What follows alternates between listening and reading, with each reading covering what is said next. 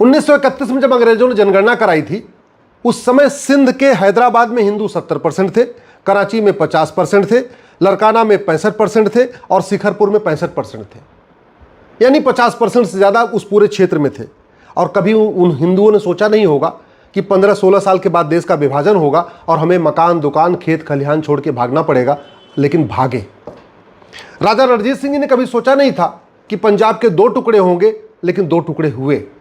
राजा रणजीत सिंह ने कभी यह भी नहीं सोचा होगा कि जो पंजाब भारत में रहेगा वहां तो हिंदू, जैन, बौद्ध, सिख बचेंगे, लेकिन जो पंजाब पाकिस्तान बन जाएगा वहां हिंदू, जैन, बौद्ध, सिख सब खत्म हो जाएंगे, और खत्म हो गए। राजा हरि सिंह जो कश्मीर के राजा थे, उन्होंने भी कभी नहीं सोचा था कि कश्मीर में नरसंहार होगा, बहन बेटियों का बलात्कार होगा, मकान, दुकान, खेत खलिहान छोड़ के भागना पड़ेगा, लेकिन ऐसा हुआ। भागे, हिंदू खत्म हो गए। बंगाल के राजा शशांक ने कभी नहीं सोचा था कि बंगाल का विभाजन होगा, एक ईस्ट बंगाल बनेगा, वेस्ट बंगाल बनेगा, एक बंगाल बांग्लादेश बन जाएगा, और जो बंगाल बांग्लादेश बन जाएगा वहाँ से हिंदू, जैन, बौद्ध, सिख खत्म हो जाएंगे। और सच्चाई ये है, काफ़ी कुछ खत्म हो गए थे, जो बचे हुए हैं अगले साल 2 साल में खत्म हो गए, क्योंकि जिस तरीके से बांग्लादेश में नरसंहार हो रहा है, या तो लोग वहाँ से भाग के आ रहे हैं, और जो बचे हैं वो कन्वर्ट हो रहे हैं। सच्चाई ये है कि 1931 में पूरे उस भारत में जो पाकिस्तान था, बांग्लादेश था और वर्तमान भारत, लगभग हर जगह हिंदुओं की जनसंख्या 50% से ज़्यादा हुआ करती थी। चाहे वो आपका सिंध हो, चाहे आपका मुल्तान हो, चाहे वो कराची हो, चाहे इस्लामाबाद हो, चाहे वो ढाका हो, चाहे वो चटगांव हो, हर जगह 50% से ज़्यादा थी। और आज की डेट में हर जगह 1% से कम हो चुकी है। 1931 से अभी 2025 आया है, अभी 100 साल भी नहीं पूरे हुए। इसलिए मैं कहता हूँ, आज आप जो नहीं सोच रहे हैं वो भी कल होगा। आज आप जिसकी कल्पना नहीं कर रहे वो भी आपके सामने आएगा। 1947 में आडवाणी जी, जेठमलानी जी, इंद्र कुमार गुजराल, मनमोहन सिंह जी, मिल्खा सिंह जी, देवानंद, गुलजार, राज कपूर, पृथ्वीराज कपूर, प्रेम चोपड़ा, सुनील दत्त, इन लोगों ने सोचा नहीं था कि हमको मकान, दुकान, खेत खलिहान छोड़ के भागना पड़ेगा, लेकिन भागे। जो नहीं सोचा था वो हुआ। और आज भी जिस तरीके से केरल में डेमोग्राफी तेजी के साथ बदल रही है, बंगाल की डेमोग्राफी बहुत तेजी के साथ बदल रही है, असम की डेमोग्राफी बहुत तेजी के साथ बदल रही है, इवन उत्तर प्रदेश 80 जिले में से 20 जिले तो गए, 20 जिले निकल चुके हैं हाथ से। ऐसे ही आपके बिहार की, उत्तराखंड की, तमिलनाडु की, राजस्थान की, झारखंड के 500 स्कूलों में अभी कुछ दिन पहले पता चला कि 500 स्कूलों में प्रार्थना नहीं हो रही थी, वहाँ दुआ की जा रही थी। 500 स्कूलों में हिंदी नहीं पढ़ाई जा रही थी, उर्दू पढ़ाई जा रही थी सरकारी स्कूल में। और आज भी जिस तेजी के साथ डेमोग्राफी बदल रही है, शायद आपको समझ में नहीं आ रहा है। भारत में 800 जिले हैं, उसमें से 200 जिले हाथ से निकल चुके हैं, अब तो केवल 600 जिले बचे, यानी 25% जिले हाथ से निकल चुके हैं। भारत में 28 राज्य हैं, 8 केंद्र शासित प्रदेश हैं, टोटल हो गए 36। 36 में से 9 राज्यों में हिंदू खत्म हो चुके हैं, यानी 25% राज्यों में खत्म हो चुके हैं। भारत में कुल 6000 तहसीलें हैं, उसमें से 1500 तहसीलों में हिंदू खत्म हो चुके हैं, यानी 25% तहसीलों में हिंदू खत्म हो चुके हैं। भारत के बॉर्डर पे 300 तहसीलें, उन सभी 300 तहसीलों की डेमोग्राफी बदल गई। चाहे उत्तराखंड का बॉर्डर हो, चाहे उत्तर प्रदेश का बॉर्डर हो, बिहार का बॉर्डर हो, बंगाल का बॉर्डर हो, असम का बॉर्डर हो, गुजरात का बॉर्डर हो, राजस्थान का बॉर्डर हो, महाराष्ट्र का बॉर्डर हो, या जो भी बॉर्डर के एरिया तहसीलें, सबकी डेमोग्राफी बदल चाहिए। और आज भी तेजी के साथ बदल रही है। बदलने का मूल कारण है, हर जिले में 2 से 3 छांगुर जलालुद्दीन बैठे हुए, हर जिले में। उनको पकड़ा नहीं जा रहा, अलग बात है, यूपी में पकड़ा गया, अभी मध्य प्रदेश के भोपाल में पकड़ा गया, लेकिन मैं कह रहा हूं भारत के हर जिले में 2 से 3 छांगुर जलालुद्दीन हैं। वो वहां पे लफ्ज़-ए-हाथ करवा रहे हैं, और 1000 बेटियां पर डे लफ्ज़-ए-हाथ का शिकार हो रही हैं। भारत में कुल 5 लाख बहन बेटियां गायब हो रही हैं, 5 लाख में से 4 लाख लफ्ज़-ए-हाथ का शिकार हो रही हैं, यानी पर डे 1000 बेटियां लफ्ज़-ए-हाथ का शिकार हो रही हैं। और ये सारा का सारा खेल हर जिले में बैठे जो 2-3 छांगुर जलालुद्दीन है, वही सारा काम कर रहे हैं। भारत में ड्रग्स जिहाद बहुत तेजी के साथ हो रहा है, और ये काम भी जो हर जिले में छांगुर जलालुद्दीन बैठे हैं वही काम कर रहे हैं। भारत में लैंड जिहाद बहुत तेजी के साथ हो रहा है। सड़क किनारे, हाईवे के किनारे, रेलवे लाइन की ज़मीन पे, जंगल की ज़मीन पे, नदियों के किनारे, पहाड़ियों पे, हर जगह कब्जा किया जा रहा है। अवैध निर्माण किए जा रहे हैं, कुछ मजहबी स्थान बनाए जा रहे हैं, और ऐसे बना बना के सारी जगहों पर कब्जा किया जा रहा है। भारत में 1500 परिवारों का पर डे धर्मांतरण हो रहा है। 1500 हिंदू परिवार, एक परिवार में 6 से 7 आदमी मान के चलिए, तो प्रतिदिन 10,000 हिंदुओं का धर्मांतरण हो रहा है। भारत में 5 करोड़ घुसपैठिए 2017 में आ चुके थे। ये मैंने PIL फाइल किया, माननीय सुप्रीम कोर्ट में एफिडेविट बताया। ऐसा कोई जिला नहीं है जहां घुसपैठिए नहीं पहुंच रहे।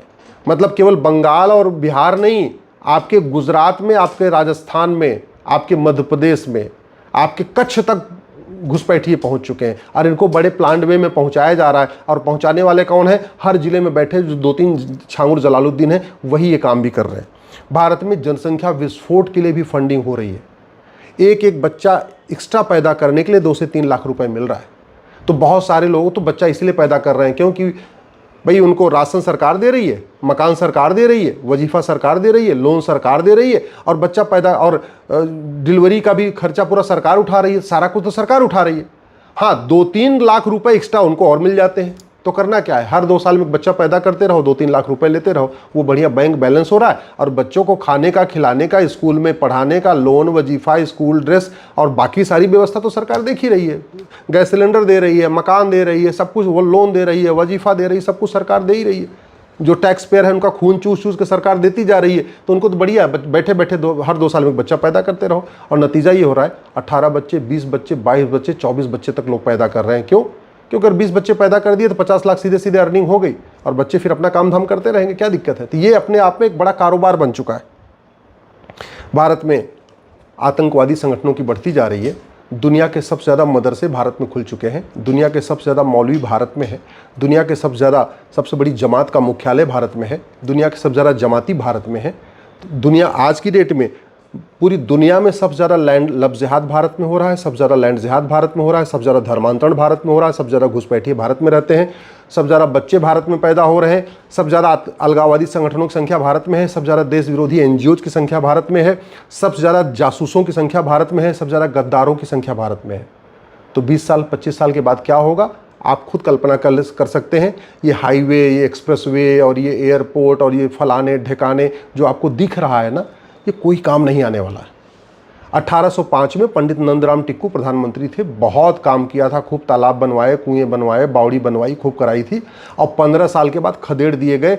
1805 में अफगानिस्तान में 50% हिंदू थे और 15 साल के बाद 1820 आते आते नंदराम टिक्कू तो वहाँ से भागी गए अपना घर परिवार लेके, और बाकी वहाँ हिंदू भी या तो मजबूर कर दिए गए कन्वर्ट होने के लिए, नहीं तो बेचारे अपना भाग गए, जो कुछ किया, लेकिन ख़त्म हो गए वहाँ पे। अगर इससे हम नहीं सीखेंगे तो फिर वही होगा जो पहले हुआ, जो अफगानिस्तान में हुआ, जो पाकिस्तान में हुआ, जो ढाका में हुआ, जो चटगांव में हुआ, जो मुल्तान में हुआ, जो सिंध में हुआ, जो रावलपिंडी में हुआ, वही होगा। बहुत जल्दी होगा, 20 से 25 साल के बाद होगा। तो समाधान क्या है? समाधान ये है कि दल गुलामी छोड़िए, पार्टियों की गुलामी छोड़िए, स्वतंत्र रूप से सोचिए और सांसदों विधायकों से जाके आवाज़ उठाइए। उनको बताइए कि मजहब के आधार पर विभाजन हो चुका है, फिर मजहब के आधार पर नियम कानून क्यों चल रहा है, मजहब के आधार पर लोन वजीफा क्यों चल रहा है, मजहब के आधार पर minority commission, minority fair ministry क्यों चल रही है, मजहब के आधार पर वक्फ बोर्ड, वक्फ ट्रिब्यूनल क्यों चल रहा है, मजहब के आधार पर ये मकान दुकान क्यों दिया जा रहा है, मजहब के आधार पर ये जो सरकारी योजनाएँ क्यों चल रही हैं। सबसे पहले मजहबी योजनाओं को ख़त्म कराइए। उसके बाद ये जो BNS है, इसमें एक चैप्टर जुड़वाइए लब जिहाद के लिए, एक चैप्टर जुड़वाइए लैंड जिहाद के लिए, एक चैप्टर जुड़वाइए धर्मांतरण के लिए, एक चैप्टर जुड़वाइए इसमें घुसपैठ के लिए। अंग्रेज़ों द्वारा बनाए गए सारे कानूनों को ख़त्म करवाइए, तब भारत बचेगा। कांग्रेस ने भारत को बर्बाद करने के लिए 50 से ज़्यादा कानून बनाए हैं। वो जब 50 कानून ख़त्म होंगे तब भारत बचेगा। नहीं तो जैसे कश्मीर से भागे, सिंध से भागे, गुजरात से भागे, पाकिस्तान से भागे, गुजरावाला से भागे, ननकाना साहब से भागे, आपके बच्चों को भी वैसे ही भागना पड़ेगा। मैं आपको कोई डरा नहीं रहा हूँ, मैं तो आपको इतिहास बता रहा हूँ। अगर इतिहास से नहीं सीखेंगे तो इतिहास बन जाएंगे। अपने सांसद से जाके कहिए कि भारत में समान शिक्षा लागू करिए। अपने सांसद को बोलिए कि जब मुग़ल चले गए तो फिर मदरसे क्यों चल रहे हैं, जब अंग्रेज़ चले गए तो ये मिशनरी स्कूल, कॉन्वेंट स्कूल क्यों चल रहे हैं, मैकाले वाला स्कूल क्यों चल रहा है। उनको बोलिए भारत आज़ाद हो चुका है, इसलिए भारत में भारतीय शिक्षा ही होनी चाहिए, भारतीय केवल शिक्षा का भारतीयकरण होना चाहिए, भारत में 1 नेशन 1 एजुकेशन बोर्ड होना चाहिए, समान शिक्षा होनी चाहिए। अपने सांसद से कहिए कि जितने भी मजहब के आधार पर कानून चल रहे हैं इनको ख़त्म करें, समान नागरिक संहिता लागू करें। अपने सांसद से कहिए कि बीएनएस में एक चैप्टर धर्मांतरण नियंत्रण के लिए जोड़े, एक चैप्टर घुसपैठ नियंत्रण के लिए जोड़े, एक चैप्टर जनसंख्या नियंत्रण के लिए जोड़े। हमारे दो अनिवार्य करें और भारत में जस्टिस विद इन ईयर लागू करें, विदेशी फंडिंग को बंद करें, कालाधन हवाला की जो फंडिंग हो रही है इसको बंद करें, नशे के खिलाफ कठोर कानून बनाएं, और सबसे बड़ी बात कि जो भारत में देश विरोधी गतिविधियां चल रही हैं उसके लिए एक ही समाधान है, भारत में जस्टिस विद इन ईयर हो, कानून का खौफ होगा, शिक्षा समान शिक्षा होगी तो भारत बचेगा। नहीं तो याद रखिए, आज के नेता, अभिनेता, लेखक, बुद्धिजीवी, पत्रकार, कलमकार 25 साल के बाद आपके बच्चों को बचाने नहीं आएंगे। पंजाब में राजा रणजीत सिंह किसी को बचाने नहीं आए, अफगानिस्तान में पंडित नंदराम टिक्कू जो प्रधानमंत्री थे किसी को बचाने नहीं आए, खुद ही भाग गए। राजा शशांक बांग्लादेश के जो हिंदू थे उनको बचाने नहीं आए, राजा हरि सिंह कश्मीर के हिंदुओं को बचाने नहीं आए। और वैसे ही आज के नेता, अभिनेता, सांसद, विधायक, मंत्री, जज 20-25 साल के बाद आपके बच्चों को बचाने नहीं आएंगे। ये तो अपना जुगाड़ कर चुके हैं। किसी ने अपना ऑस्ट्रेलिया में घर ले लिया है, किसी ने कहीं और ले लिया है, किसी ने स्विट्जरलैंड में ले लिया है, किसी ने नीदरलैंड में ले लिया है। ये तो 20 से 25 साल के बाद छोड़ के भाग जाएंगे, बचेंगे हमारे आपके बच्चे। तो अब आपको तय करना है, दल गुलामी करना है, पार्टियों की गुलामी करना है, चुपचाप जो विनाश आगे दिख रहा है इसका इंतजार करना है, या मुंह खोलना है और सांसद विधायक को जाके जगाना है।